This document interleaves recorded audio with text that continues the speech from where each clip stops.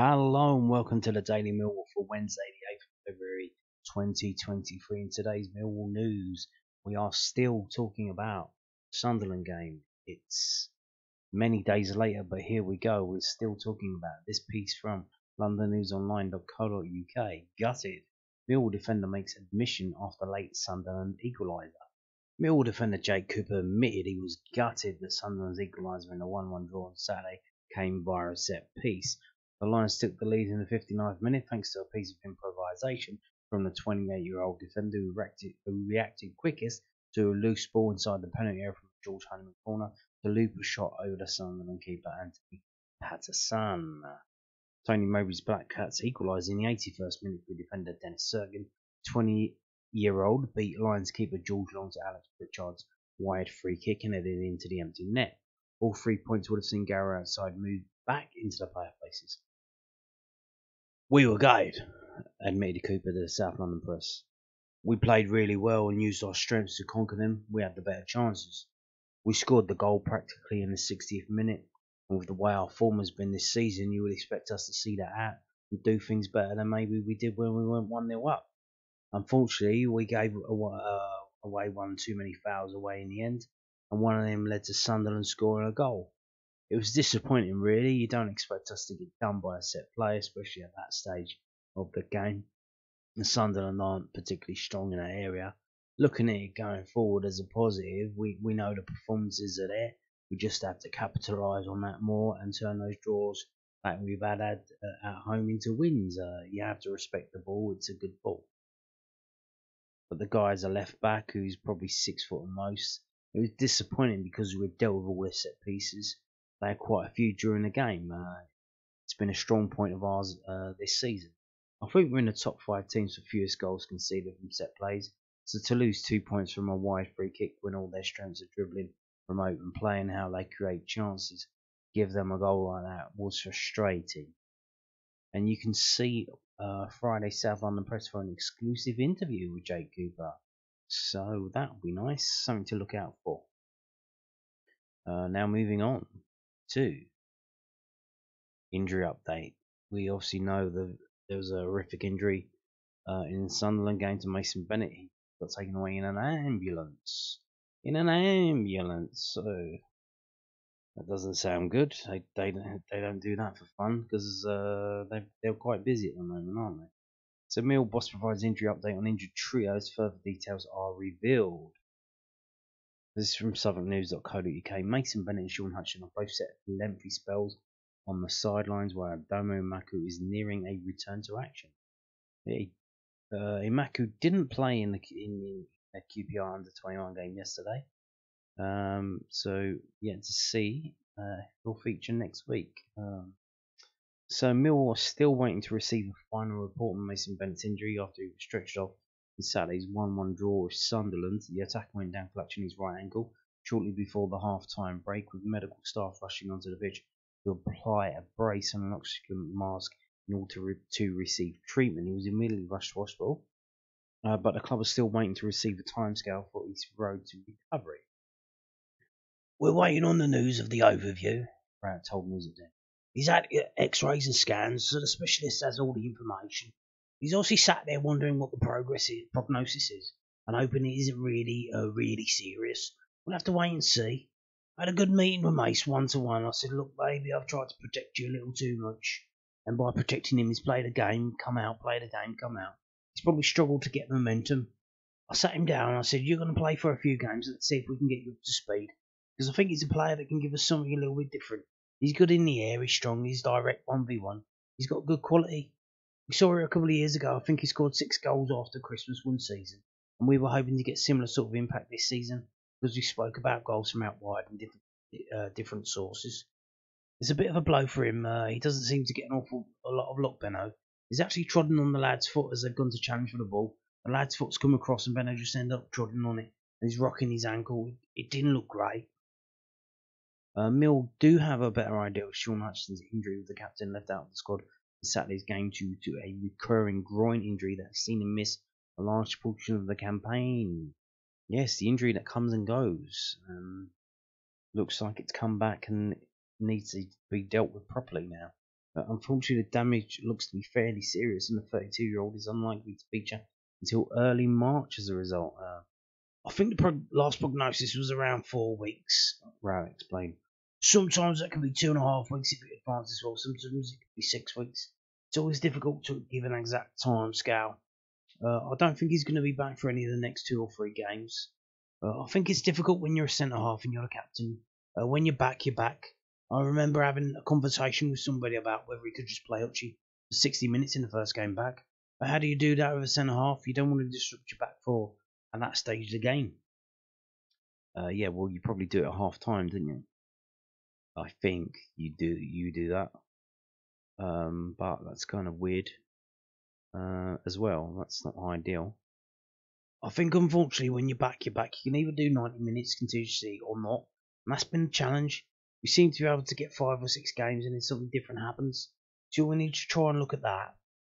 Certainly from Hutchie's perspective, it's been stop-start season in the last 18 months for him, and he needs a little bit of fortune and a little bit of momentum to keep him out there.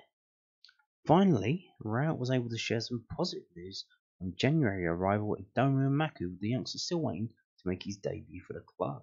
Maku was initially set to join up the under-21s until the end of the season, but a quad injury has limited his time in training since joining the Lions from Shamrock Rovers. However, it looks like his first minutes in the Millwall shirt won't be too far away, with the youngster potentially returning to full fitness in the next week or 2. He's out on the grass at the moment, not training yet, but he's looking good, Rowett added. He's done a lot of work in the gym. He looks like he's built his strength up. He looks really good around the place. He's such a lovely lad.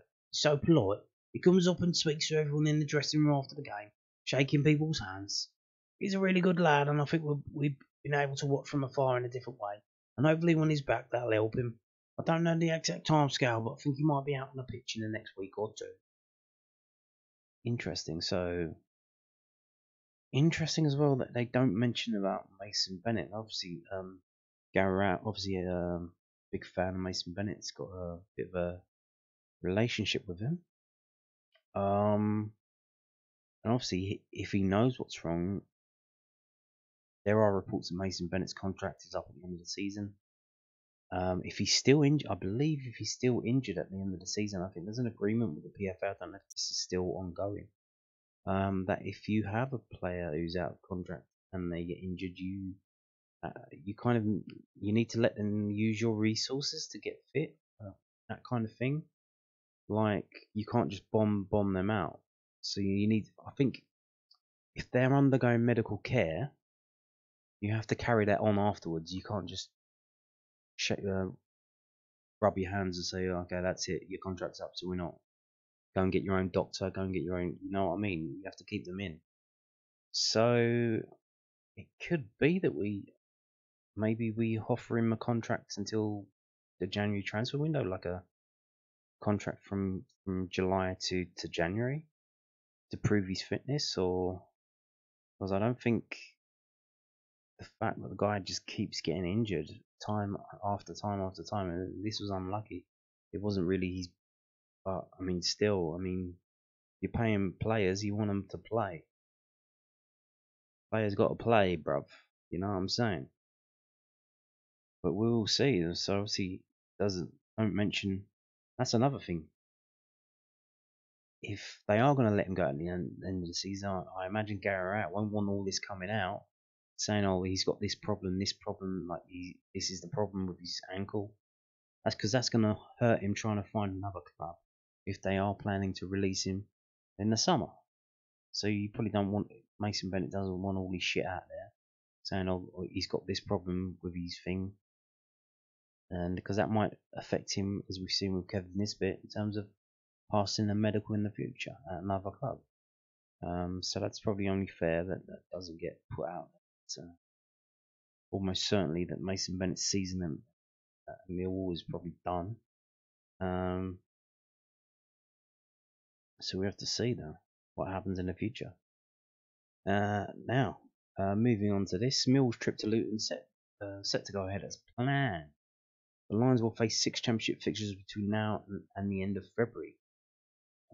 So Luton Town made 6 changes in the game against Grimsby Town yesterday. And surprise, surprise, they ended up losing it. Like, wow, who knew that would happen?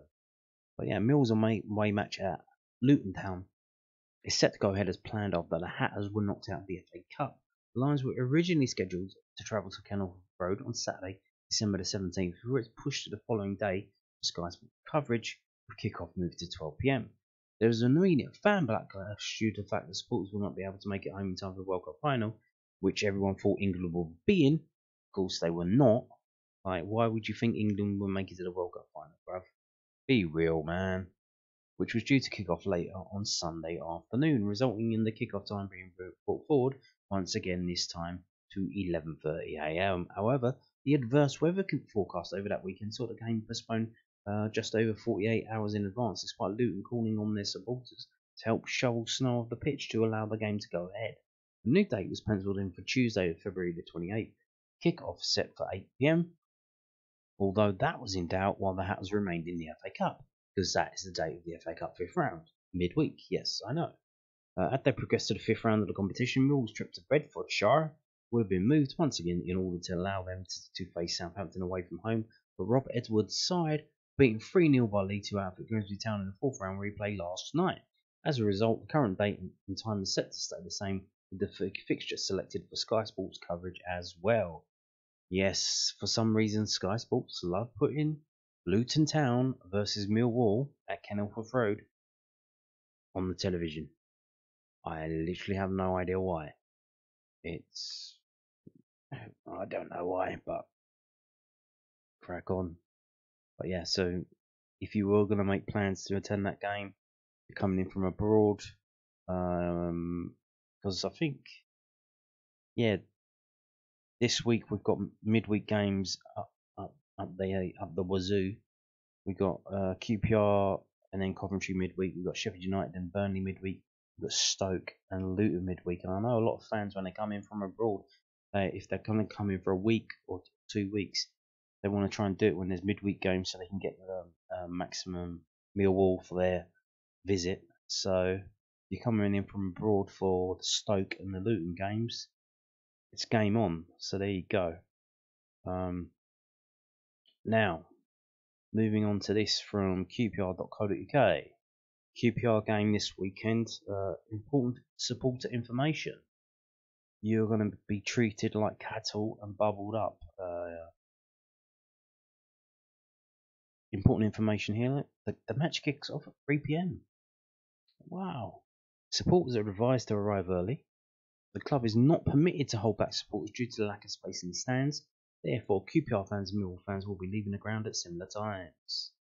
Yes, health and safety, don't you know, because of the square footage of the stands, we're not actually allowed to hold people back, so we're going to have to let them go at the same times, you understand. And then what we'll do is we'll block the roads off, and then we'll hold them back in the roads, you know. So that's what we're going to do. Yeah, that's literally what they're going to do. They're going to block off the roads here. If you're in the home stand, you go one way. If you're in the away stand, you go the other way. And of course, the police will surround you if you're an away fan, and they will march you off to the local train station. Even though if you've parked up your car down the road somewhere, you're gonna have to go to the train station, wait there until all the police go away, and then walk back to your car, because that's how it goes. So there's information there. Pause that and read it if you want. I'm not reading that shit. Millwall fans though, away supporters are in the school and upper and lower tiers. Away coaches will pick up on Bloemfontein Road. There are away coaches for this. I thought Millwall said they weren't doing away coaches. Pretty sure they said that. Or was that the Watford game? No, they did. They did them for the Watford game. I swear when they put this on, they said there wouldn't be away coaches for this. Maybe they're talking about the team coaches. Millwall supporters will leave via Ellerslie Road and South Africa Road. But all fans will be directed towards Bloemfontein Road and onto Uxbridge Road towards the local stations. Well, that's great, isn't it? They're going to keep you separate for about 200 yards and then let you all go at it. Genius there from the rapists at the Metropolitan Police.